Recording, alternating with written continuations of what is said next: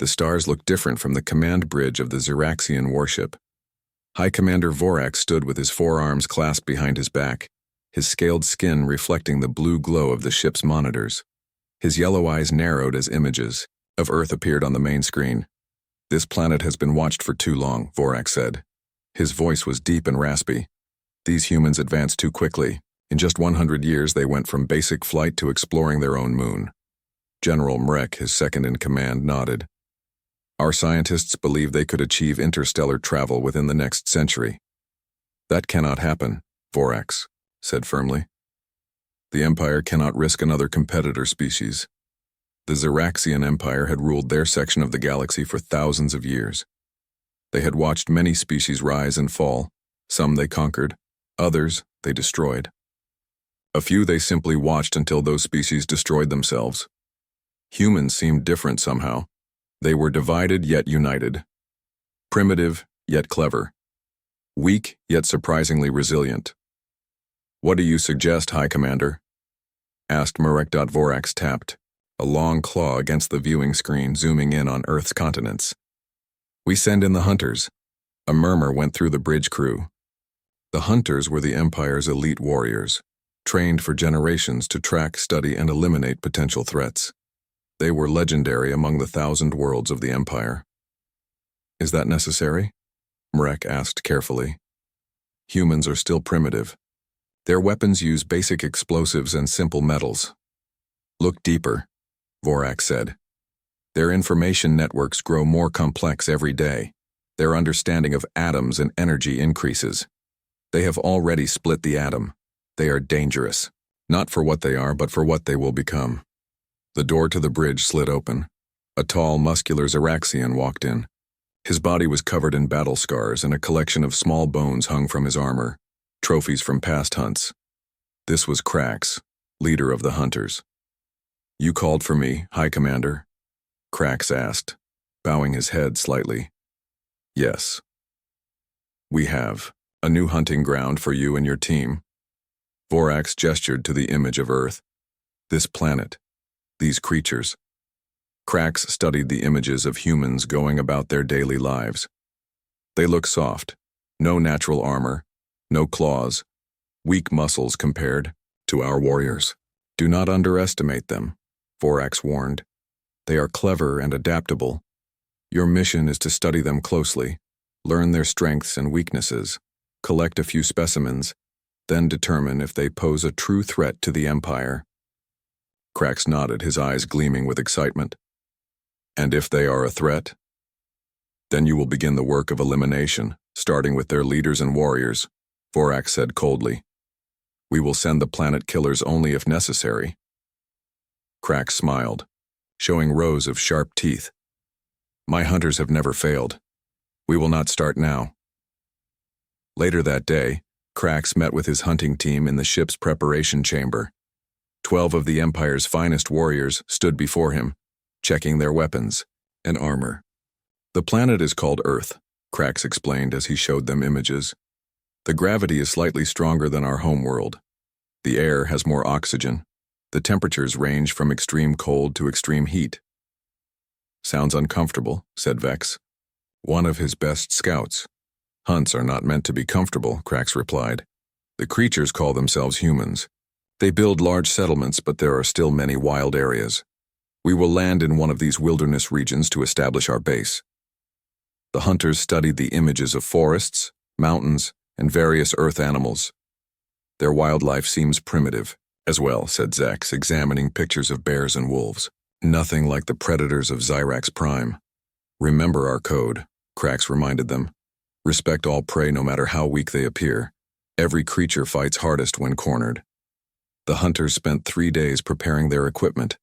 They packed cloaking devices, energy weapons, and special armor designed to regulate their body temperature. By the 4th day, they were ready. Their small ship detached from the mothership and entered Earth's atmosphere under the cover of night. Stars streaked past as they descended toward the northern part of the continent, humans called North America. "This area has few human settlements," Krax explained as they approached a mountainous forested region. "We will hunt here first, then move closer to their cities." None of the hunters spoke as the ship landed in a small clearing. They were too focused, too eager to begin. None of them realized that on this strange planet, they were not the only predators, and some of Earth's hunters had been perfecting their skills for millions of years. Morning sunlight filtered through tall pine trees as Dr. Alan Carter checked his equipment. The wildlife biologist had been in these Montana woods for 3 weeks, now studying animal movement patterns with his team. "Anything on the trail cameras?" asked Megan Powell as she poured coffee from a thermos.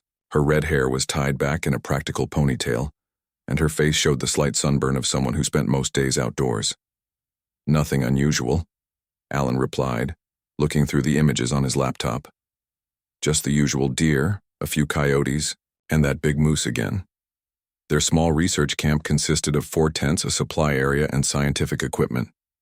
Graduate students Olivia Wright and Jason Miller were checking weather instruments nearby while Forest Ranger Eric Garcia examined a map of the area. "There's a storm coming in tomorrow," Eric said, looking up at the clear blue sky. "Might want to secure everything today." None of them noticed the slight shimmer in the air at the edge of the clearing, where Xeraxian Scout Vex was watching them through his cloaking field. 2 miles away, Krax and the main hunting party were establishing their base camp. The ship was hidden under camouflage netting that made it blend perfectly with the surrounding trees. "First reports, Scouts," Krax demanded, as his 3 advance teams returned from their initial survey. Vex stepped forward. "I found a small group of humans in a temporary settlement. They appear to be studying the local wildlife. They have basic equipment, mostly information-gathering tools." "Are they warriors?" Krax asked. "I don't think so," Vex replied.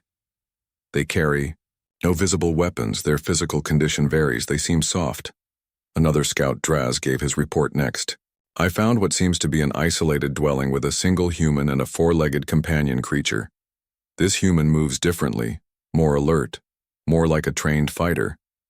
The third scout reported finding a small settlement about 20 miles away with approximately 300 humans living in it. Krax considered this information. "We will observe for 3 days before making first capture. Vex, continue monitoring the group in the woods.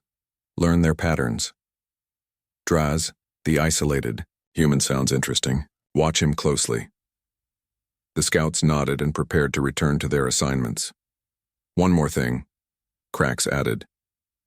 "Collect samples of the local wildlife for study. Small specimens only for now." Later that afternoon, Jason Miller frowned at his equipment. "Dr. Carter, something weird is going on with the electromagnetic readings." Alan walked over to look at the instruments. "That can't be right. These spikes make no sense." "Could it be equipment failure?" Olivia suggested. "Maybe," Alan said, not sounding convinced. "Let's run diagnostics." "I'll check the backup systems," Megan offered. As they worked, Eric returned from patrolling the perimeter of their research area.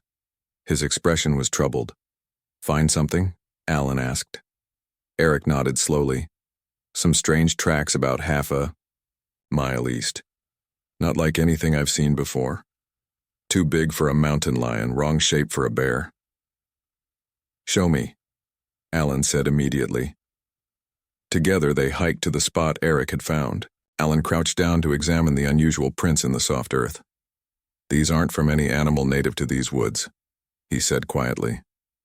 "That's what I thought," Eric agreed. "And look here."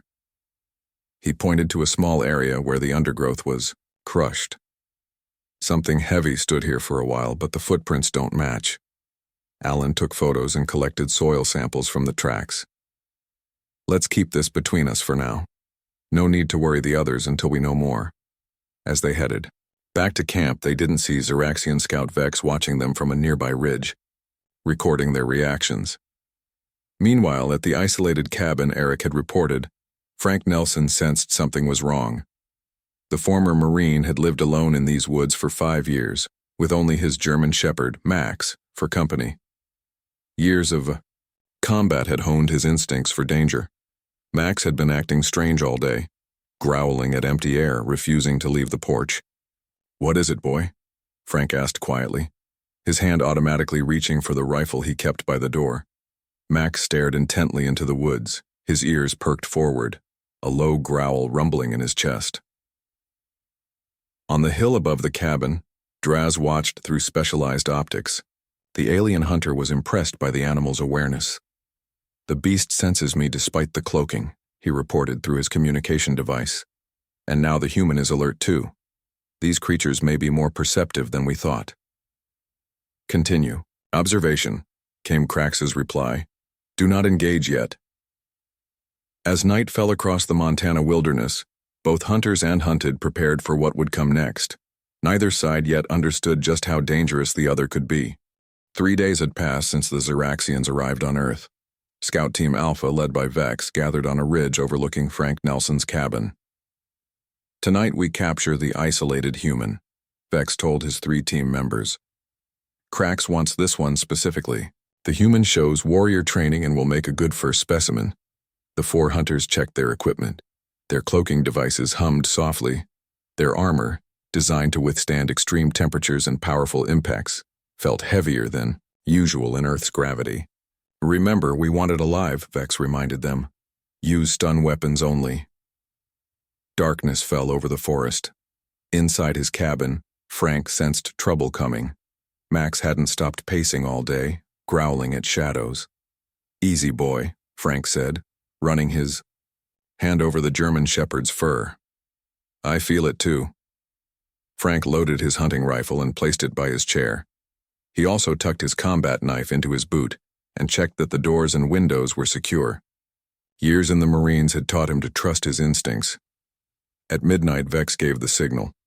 The 4 hunters activated their cloaking devices and moved silently toward the cabin. They surrounded it, each taking a different approach. Inside, Max suddenly became alert. His ears perked up and he began to bark furiously at the door. "What is it, Max?" Frank was instantly on his feet, rifle in hand. Outside, Vex reached the porch steps. The wooden boards creaked slightly under his weight despite his careful movements. Max charged at the door, barking wildly now. Frank moved to the window, peering out into the darkness. He saw nothing, but years of combat had taught him that seeing nothing didn't mean nothing was there. Vex signaled the team. 1 hunter moved to the back door while another positioned himself by the bedroom window. The 3rd climbed onto the roof to block any escape from above. "Breach on my signal," Vex whispered through their communication system.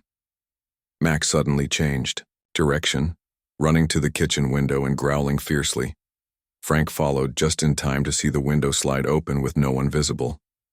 "We've got company," Frank muttered. He flipped the light switch, plunging the cabin into darkness, then dropped to a crouch. Vex gave the signal. All 4 hunters broke into the cabin at once, their cloaking devices still active. Max launched himself toward the invisible intruder coming through the kitchen window. His teeth connected with something solid. There was a strange hissing cry as the Xeraxian hunter's arm was punctured by the dog's powerful jaws. Glowing blue blood splattered onto the floor. Max yelped in pain as the toxic substance burned his mouth.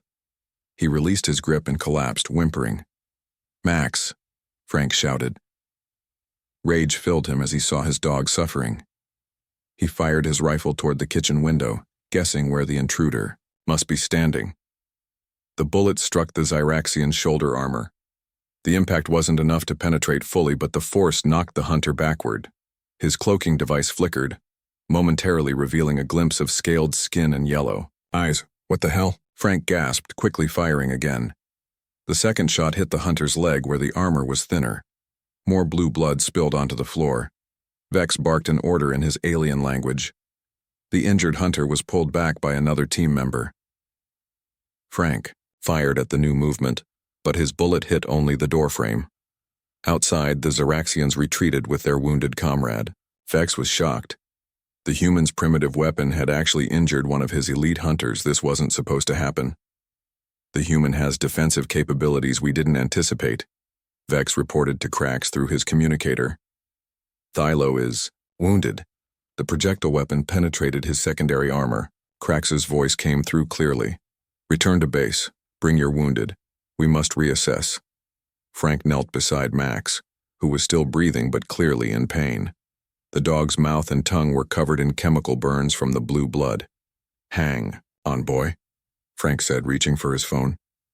I'm getting you help. He dialed quickly. Sheriff's office. A woman's voice answered. Kate, it's Frank Nelson. Someone broke into my cabin. Max is hurt. And I'm pretty sure they weren't human. Miles away, on another part of the mountain, Scout Team Beta faced their own crisis. While tracking what they thought was a small, harmless Earth creature, they had cornered a wolverine in its den. The seemingly small animal turned out to be a ferocious fighter. It launched itself at Hunter Ziv, its powerful jaws clamping onto his neck where the armor was flexible. By the time the other hunters killed the creature, Ziv lay motionless on the forest floor, his neck torn open. The hunters of Zyrax were learning a painful lesson. On Earth, even the small creatures could be deadly. Morning light streamed through the trees as Sheriff Kate Daniels pulled her patrol car up to Frank's cabin. She was a tall woman with short brown hair and eyes that missed nothing. 20 years in law, enforcement had taught her to take every call seriously, even ones that sounded crazy. Frank met her on the porch, his face tight with worry. Thanks for coming so quickly. Where's Max? She asked, knowing how much Frank loved that dog. In the back. Vet's on the way. Frank led her inside. Look at this.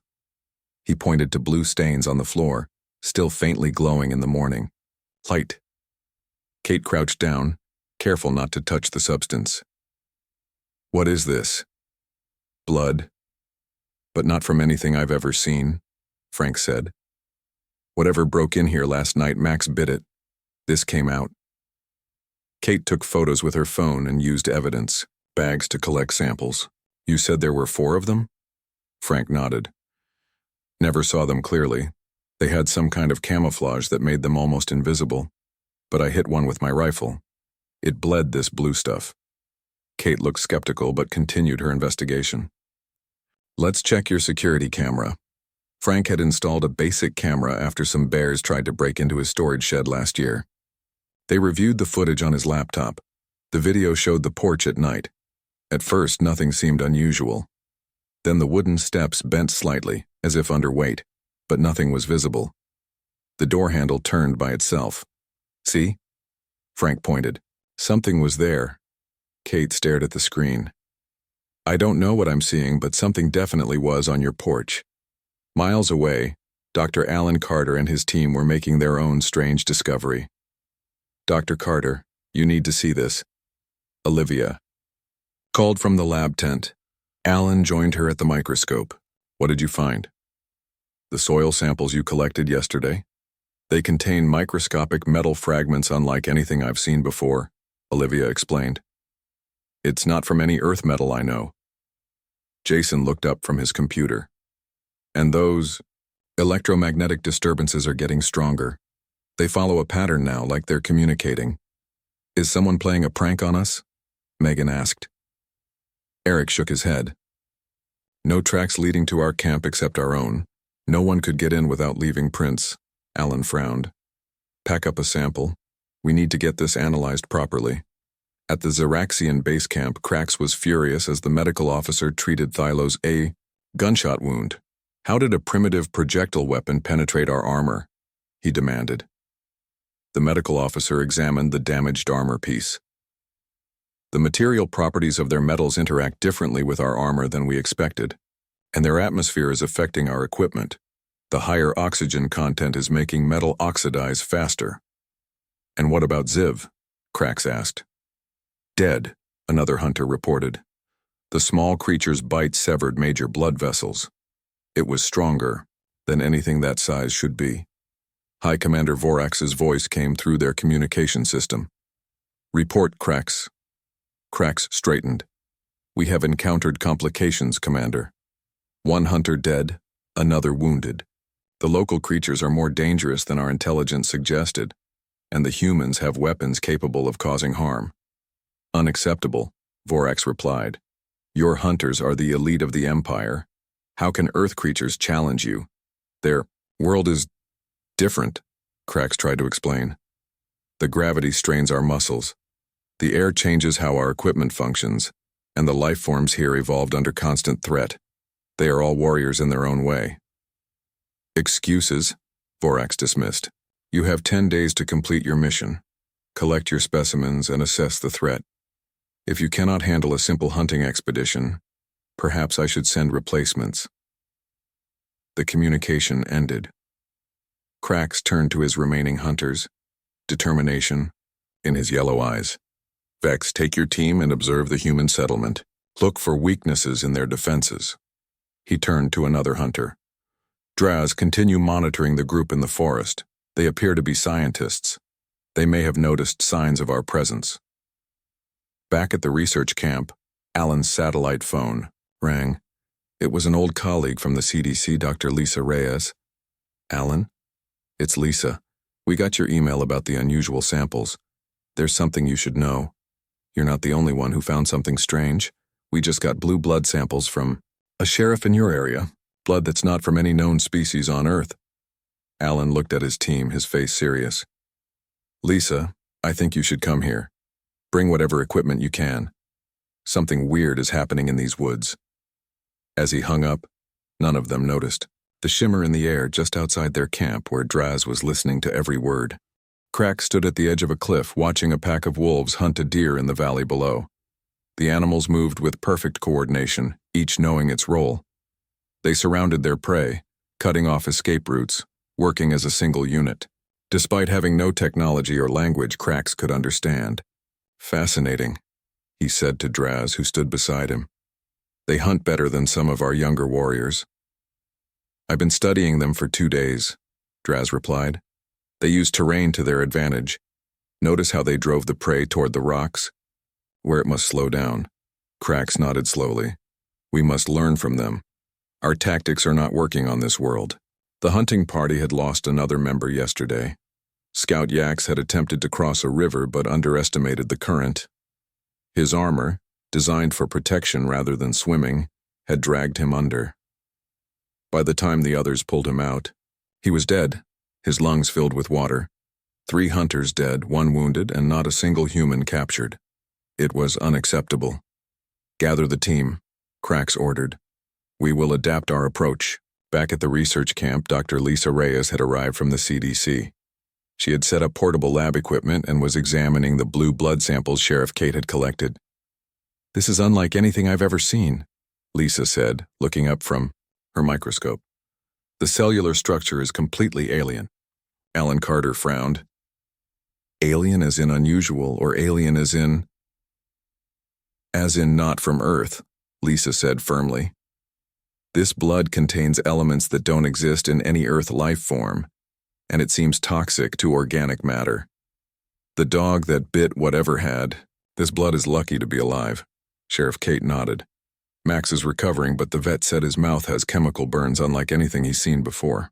The group had gathered in the main research tent, Dr. Carter and his team, Sheriff Kate, Dr. Reyes, and Frank Nelson, who had refused to stay at his cabin alone after what happened. "So we're talking about actual aliens?" Jason asked, his voice skeptical. "It's the only explanation that fits the evidence," Olivia replied. She pointed to her laptop screen showing the strange metal fragments. "These materials aren't on the periodic table. And the electromagnetic disturbances form a pattern consistent with encrypted communication," added Megan. Frank leaned forward. "I saw one of them when my bullet hit it. Just for a second, its cloaking thing flickered. Yellow eyes, scaled skin, not human." Eric had been quiet, studying a map of the area. "If I were hunting in unfamiliar territory, I'd establish a base. Here." He pointed to a secluded valley about 3 miles from their camp. "Natural shelter, good visibility, access to water." "You think we should go looking for them?" Kate asked, her hand instinctively touching the gun at her hip. "No," Frank said firmly. "If these are hunters, they'll have the advantage in the forest. We need to prepare defenses here." Alan nodded. "Frank's right. If they wanted to communicate peacefully, they would have. They're hunting us." Lisa looked troubled. "We should call in the military." "With what evidence?" Kate asked. "Blue blood and strange metal? They'll think we're crazy." "Besides," Eric added, "the nearest military base is hours away. We need to protect ourselves now." Outside the tent, hidden by his cloaking device, Draz listened intently. The humans had discovered more than expected. He needed to report this to Krax immediately. As he turned to leave, Something small buzzed near his face. A bee, attracted by his body heat, flew directly into his cloaking field. The insect landed on his neck and stung him before he could react. Pain shot through Draz's body. His species had never evolved resistance to earth insects. The venom spread quickly, causing his throat to swell. He stumbled away from the camp, fighting to breathe, his cloaking device flickering as his body went into shock. Inside the tent, Eric noticed movement through the window. "Something's out there," he said quietly. They rushed outside just in time to see a shimmer in the air moving erratically away from camp. "There," Frank pointed. "Just like what I saw at my cabin." "Follow it," Alan ordered. "But be careful." The D group tracked the stumbling, semi-visible figure into the woods. They found Draz collapsed in a small clearing, his cloaking device failing completely, revealing his alien form. "My God," Lisa whispered as they stared at the first confirmed extraterrestrial any human had ever seen. The hunter's yellow eyes fixed on them with a mixture of pain and fury before losing consciousness. The alien hunter lay unconscious on a makeshift bed in the research camp's medical tent. His scaled skin was a mottled gray-green, and his chest rose and fell with labored breaths. Dr. Lisa Reyes had managed to reduce the swelling in his throat with an antihistamine injection, saving his life, but keeping him sedated. "His biology is similar to ours in some ways," Lisa explained to the group gathered around. "He has a circulatory system, lungs, a brain structure, but there are major differences too." Frank Nelson stood at the back of the tent, arms crossed. "So what do we do with him?" "We need information," Alan said firmly. "Why they're here, how many there are, what their intentions are." Sheriff Kate examined the aliens' equipment which they had removed. "This technology is beyond anything I've seen. The cloaking device alone is like science fiction." "What about this?" Eric held up a small device with a screen. It was attached to his belt. Olivia took it carefully. "It might be a communication device or a translator. Let me see if I can figure it out." Outside the tent, Jason kept watch with Frank's rifle. The captured alien's companions could return looking for him at any moment. Miles away, cracks paced in the Xeraxian base camp. "Draz should have reported back hours ago," he growled. "His life signs are weak but stable." "Should we search for him?" Vex asked. "No," Cracks decided. "It's too dangerous to split our forces further. The humans may have found him already." He activated the ship's communication system. "High Commander, we have another complication. Scout Draz is missing. We believe the humans may have captured him." Vorax's face appeared on the screen, his expression cold. "This mission has become a disaster, Cracks. 4 of your hunters lost, and now 1 captured. The High Council is questioning my decision to send you." "The planet is more dangerous than our scans indicated," Cracks argued. "The wildlife, the environment, even the humans themselves have capabilities we didn't anticipate." "Enough. Excuses," Vorax snapped. "Find your missing hunter, complete your mission, or I will send the elimination fleet." The communication ended. Cracks turned to his remaining hunters. "We need to adapt. Study how Earth predators hunt. Use their techniques against the humans." Back at the research camp, Olivia had made progress with the alien device. "I think I've figured out how to activate it," she said. She pressed a combination of symbols on the screen. A holographic display appeared above the device, showing strange symbols that shifted and changed. "It's responding to our speech," Olivia realized. "It's learning our language." The alien on the bed stirred, his yellow eyes opening slowly. He stared at the humans surrounding him, then at the device in Olivia's hand. Symbols flashed on the screen, then English words appeared. "Release me or die." "Not very friendly," Frank muttered. Alan stepped forward. "We saved your life. You were having an allergic reaction to a bee sting." The alien's eyes narrowed. The device translated, "Why help enemy?" "We're not your enemy unless you make us one," Sheriff Kate said. "Why are you hunting humans?" The translation came, "Assessment, threat evaluation." "Threat evaluation?" Lisa repeated. You think we're a threat to you? Future threat. Fast technological progress. Potential competitor. Alan exchanged glances with the others. They're afraid of what we might become. The alien hunter, Draz, tried to sit up but found himself restrained. The device translated his angry words. Release me. Others will come, destroy you all.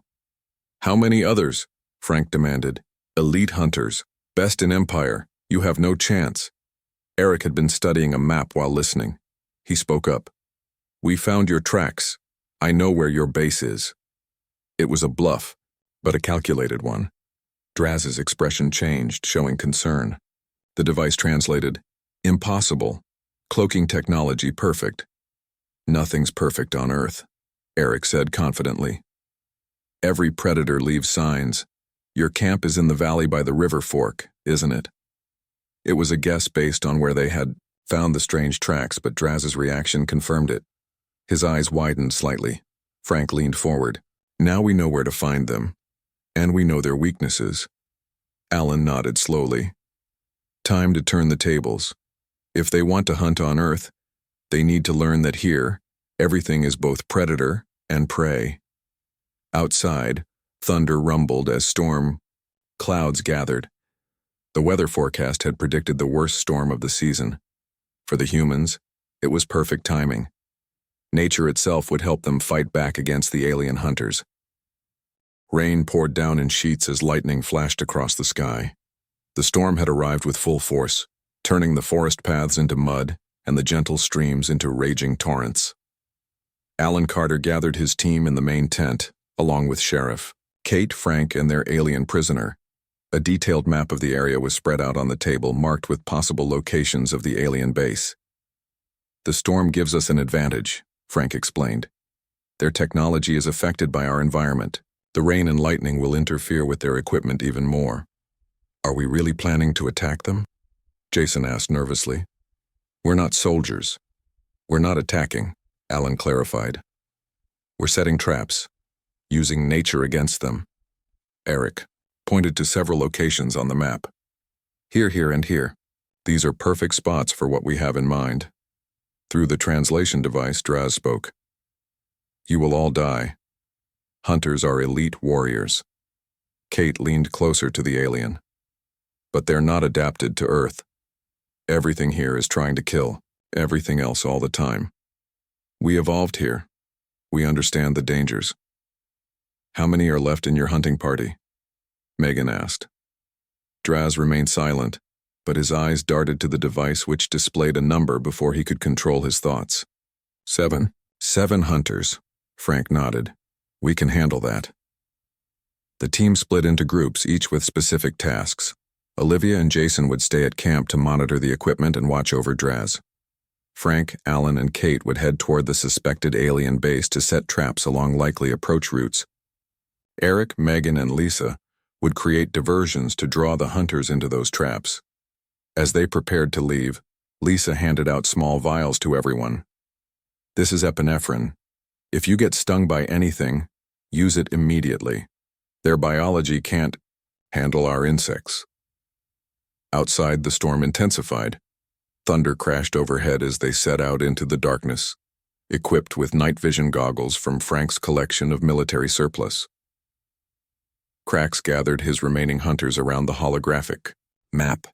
Draz's life signs are stable, but he isn't responding to communication. We must assume he's been captured.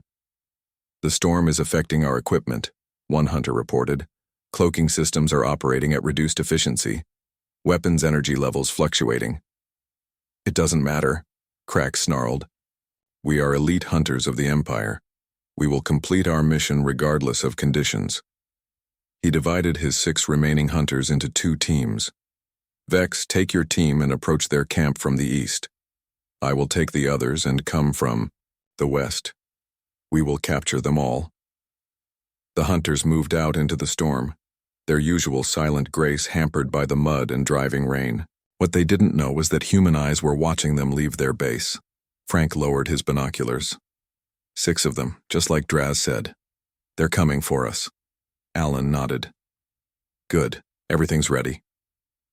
On the ridge above the alien base, Megan activated a series of powerful electromagnets they had salvaged from the research equipment. The magnetic fields would disrupt the aliens' communication systems and cloaking devices, but only if they returned to their base. Meanwhile, Eric and Lisa placed motion-triggered cameras and noise devices along several game trails. When activated, they would emit sounds of large predators moving through the forest. The first trap was sprung sooner than expected. Vex and his team crossed a narrow stream that had swollen into a raging river. As the last hunter started across, the makeshift bridge, weakened earlier by Frank, collapsed. The hunter fell into the rushing water, his heavy armor dragging him down. His teammates tried to help, but the current was too strong. Another hunter lost to Earth's environment. Back at the research camp, Olivia noticed something strange on the alien device they had taken from Draz. "Jason, look at this." The screen was showing a countdown timer. Jason's eyes widened. "That can't be good." Through the translation device, Draz spoke. "Too late for you." Empire noticed missing hunters. "Sends larger ship. Planet killer coming." Outside, through the pouring rain, a new light appeared in the sky, brighter than lightning, descending slowly toward Earth. But the humans weren't defeated yet. "Frank's A." Voice came through the radio. "We've got a plan B, and these alien hunters are about to learn why Earth's apex predator isn't the wolf or the bear." "What is it then?" Jason asked. Frank's voice was grim with determination. "Us." The storm reached its peak as a massive alien ship broke through the clouds. It hovered above the forest, lightning strikes bouncing harmlessly off its hull. Inside, High Commander Vorak stood on the bridge, his yellow eyes narrow with anger. "The hunting party has failed," Vorak said to his second-in-command. 4 dead, 1 captured, and now they've lost contact with their ship. "Should we send the recovery team?" his officer asked.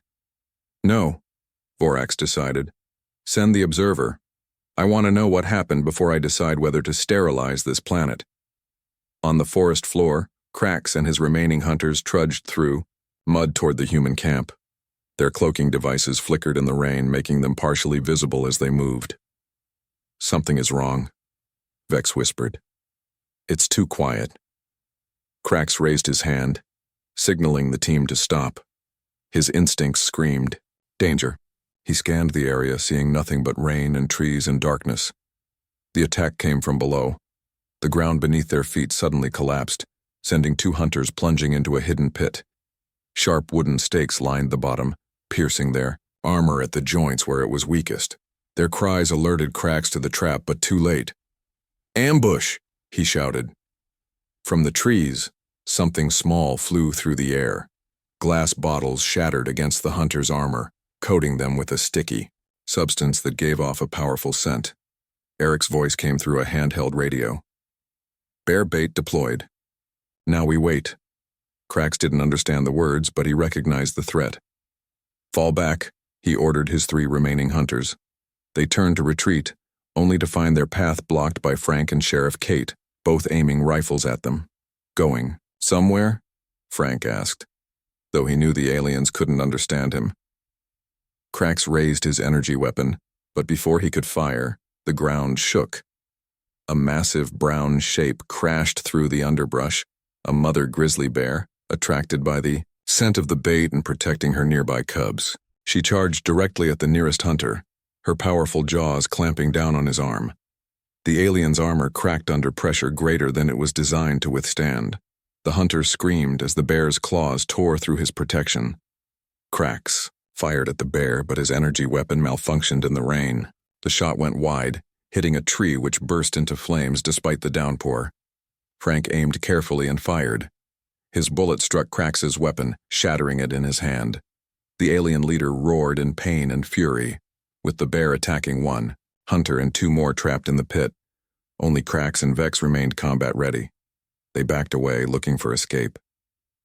Behind them, Alan and Megan appeared, holding improvised flamethrowers made from research equipment. "It's over," Alan said, gesturing for the aliens to surrender. Above them, a small craft descended from the larger ship. A tall, thin Zyraxian stepped out, wearing elaborate robes rather than armor. This was Zorix, the observer sent by High Commander Vorax. Zorix took in the scene. The trapped hunters, the injured leader, the humans with their primitive but effective weapons, and the raging bear still mauling one of the Empire's elite warriors. Enough, he called out in perfect English using a more advanced translator than the hunters had. I am Zorix, representative of the Galactic Council. This hunting expedition was not authorized by Council law.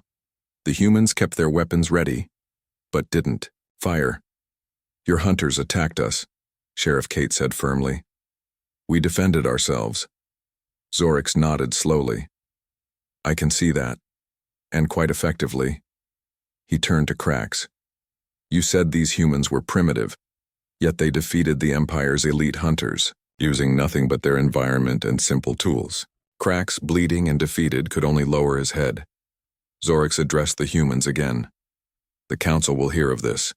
This planet will be marked as protected territory. No more hunting parties will come here. And the ship up there? Frank asked, pointing to the sky. It will leave peacefully, Zorix promised.